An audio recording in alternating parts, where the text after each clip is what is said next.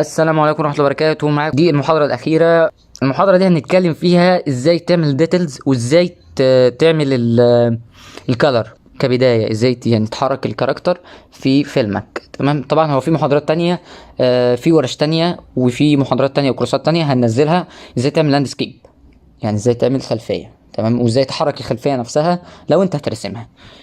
وما بنصحش بالفكره ان انت ترسم الخلفيه، لان الخلفيه لو هتبقى مرسومه المفروض تبقى ثابته، لو هتبقى متحركه بلاش ترسمها، لانها تاخد وقت. وازاي تحرك الكاميرا فيما بعد وتنتج فيلم كامل بقى. تمام. سريعا بس نتذكر المحاضره اللي احنا عملناها. احنا عملنا جامب سايكل. تمام. عملنا اللي اوت. ايه هو اللي اوت؟ اللي هي حاجه زي رسم كروكي كده بتوضح ازاي هتحرك الشخصيه. وعملنا كلين اب، اللي انت بترسم على الشخصيه، اللي هي مثلا زي كده. اخفي مثلا ده الكلين اب. افتح ده كده كلين اب. تمام. اتعلمنا ده وابتدينا وخلصنا المحاضرة. ودلوقتي هنخش في مرحلة الكالرينج ومرحلة الديتيلز. هنبتدي نرسم الديتيلز الاول، بعد كده نحط الكالرينج. تمام. فيلا نخش على المحاضرة على طول.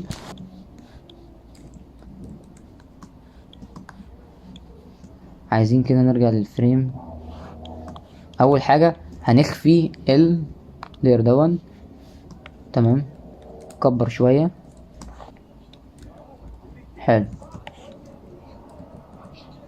ماشي. بعد كده عايزين كاركتر نفسها بتنط لفوق. تعالى نحط بس كده. ماشي. اللير اللي بعده.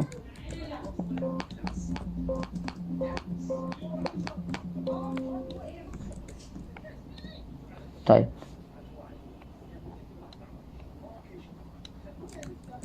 كويس. هتلاقي بتطلع نتيجة فانتاستيك اوي.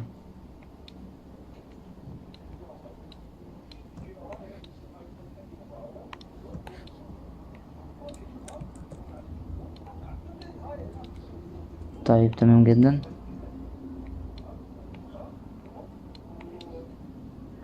اللي بعده.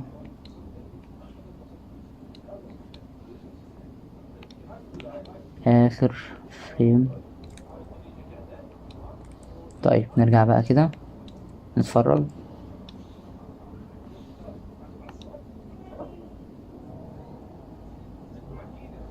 حلو اوي. عايزين بس نخليه يثبت شوية.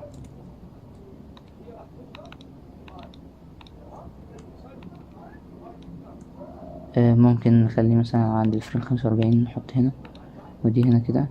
طيب نتفرج عليهم. تمام.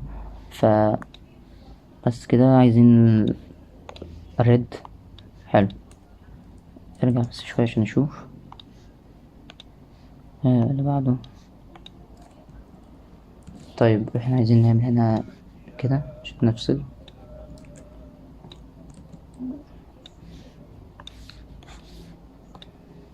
طيب اللي بعده. طبعا انت بقى وانت في مرحلة الكالرينج بتبتدي ان انت تكتشف الحاجات دي انت نسيت تعملها. حلو.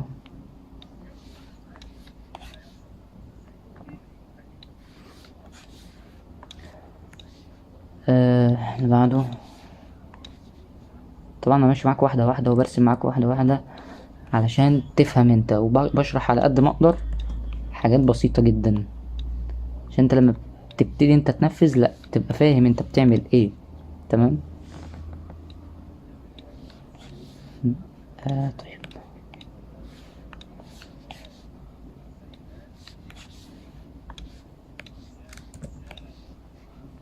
اللي بعده.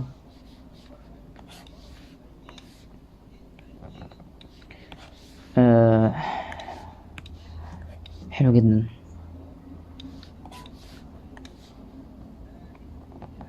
في احنا عاملين سيرفر على الديسكورد بنجمع ما بين الطالب نفسه في المجال وما بين المحاضر.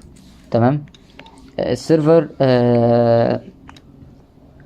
بيسهل عليك ان انت تلاقي المحاضر في التخصص اللي انت عايزه، سيان 3D انيميشن او 2D انيميشن او تراديشنال انيميشن اللي هي في جميع انواع الرسوم المتحركه، ستوب موشن والكلام دون، وال الكات اوت، اللي هو الكات اوت هو الموشن جرافيك، تمام. وال موشن جرافيك وال 2D انيميشن تراديشنال انيميشن وال 3D انيميشن، دي ال الانواع بتاعت الانيميشن، تمام. فاحنا عملنا سيرفر على الديسكورد بيدعم الكلام ده، يعني علشان يسهل لك انت كطالب تعرف تتعلم، وكمحاضر ان هو يقدر يعلمك، تمام. لان احنا بنحتاج احنا عندنا اصلا في المجال السوق نفسه مش كبير، ومفيش عمالة كتيرة، او مفيش الناس المحترفة اللي انت ممكن تلاقيها في المجال. فاحنا بنعمل ده علشان نلاقي اول حاجة ناس في المجال، تمام، اللي هو نكبر السوق في مصر او في الوطن العربي، تمام. لان المجال صغير جدا في الوطن العربي، هو في ناس معروفة، في ناس معروفة اوريدي، بس يعني مش كتير. فاحنا بنحاول نعمل انه نخلي الناس كتيرة، تمام. ليه بنخلي الناس كتيرة؟ علشان احنا يعني يعتبر احنا بنحارب اللي هو اليهود او ديزني او الكلام دون بافكارنا اللي هم كاحنا مسلمين، تمام. ف احنا هنسيب لك كل اللينكات في الديسكريبشن تحت، تقدر انت تتفرج عليها زي ما انت عايز. طبعا كده عملنا مرحلة الكالرينج. كده انت يعتبر حركت شخصية بدون خلفية خالص، يعني بدون لاندسكيب او باك جراوند او كونسبت، تمام. ف ايه رأيك لو عايزين بقى نعمل حاجة يعني حلوة قوي؟ فاحنا ممكن نعمل كده، تمام. نزل كده شوية، بس نزل حلو. طبعا انت هتلاقي ده كده ظهر معاك. ثانية، امسح. ممكن نعمل حاجة حلوة كده، ثانية واحدة.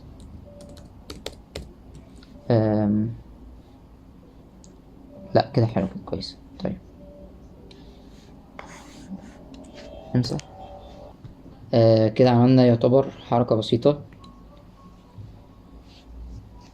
بننتقل من نقطة لنقطة أو من بوينت لبوينت، تمام.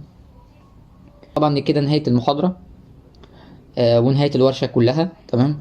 أنا شرحت في الورشة دي الآتي: شرحت ازاي ترسم فريم باي فريم، تمام، على مختلف البرامج، منها 2D انيميشن ان بلندر، منها ادوبي انيميت، منها كريتا، منها منها كريتا. البرنامج الرابع تقريبا كان كريتا فوتوشوب، كريتا، لا هما 3، انيميت، كريتا، البلندر، تمام.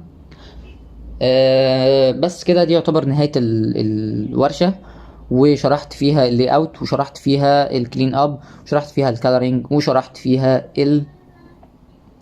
الجامب سايكل، وكنت اتمنى ان انا اشرح بصراحة الوك سايكل، بس في المحاضرات الجاية هنشرح حاجات اكتر، وفي الورش الجاية هنشرح حاجات اكتر واكتر عشان تتعلم اكتر.